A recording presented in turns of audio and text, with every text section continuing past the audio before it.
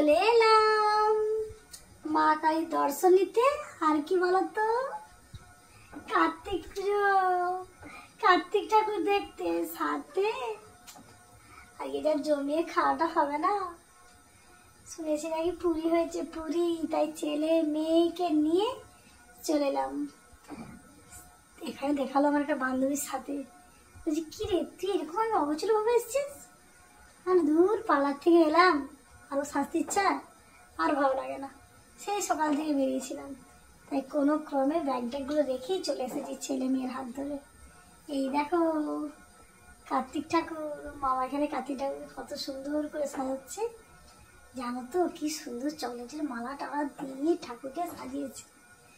Chocolate দেখেই আমার তো মিঠে আত করছে যে মা কত চকলেট, এটা কে নিবে গো?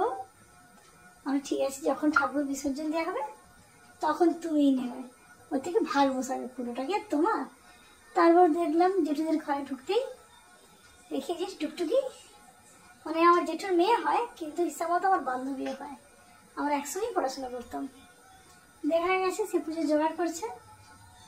আর এই যে আমার বান্ধবী, আরেকটা বান্ধবী, সেও তার দুটো বাচ্চা নিয়ে আসছে। জেঠুদের পাশেই নাকি জায়গা কিনে বাড়ি করেছে, এই জানলাম। তো ফার্স্ট কমতেই খেতে বসেছি, কেন জানো তো, আজকে একটু তাড়া আছে, একটা জায়গায় যাব, তার জন্য। ছেলেকে বললাম দে না বাবা, একটু থালাতে জল টল দিয়ে ভালো করে ধুয়ে নিই। কখন থেকে সেই খিদে পাচ্ছে, অল্প একটু খেয়ে বেরিয়েছিলাম।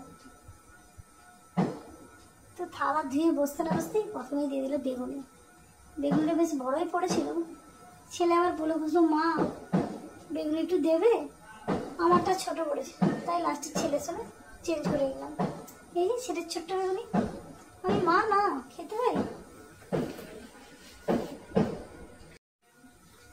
তারপর পড়ে গেল ওই যে পুরি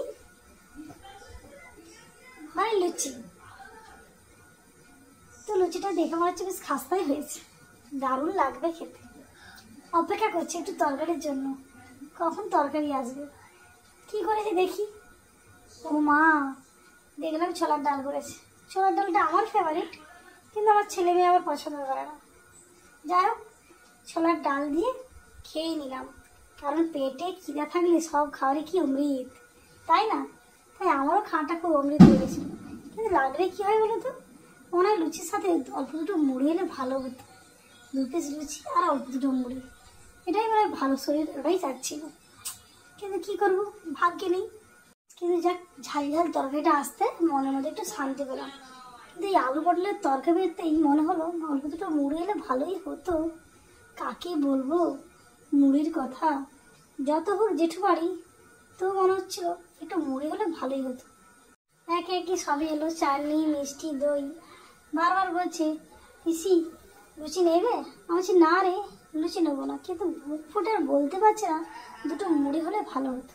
যাই হোক, খাওয়া তো প্রায় কমপ্লিটের পথে, ভাবলাম পাঁপড়টা খেয়ে মুখ ছাড়াবো, ছেলে আমার হাত ভেঙে নিল। যাই হোক, এইভাবে আজ রাত্রে খাওয়াটা কমপ্লিট করলাম, ছেলে মেয়ে আর কাকিমাকে নিয়ে এলাম।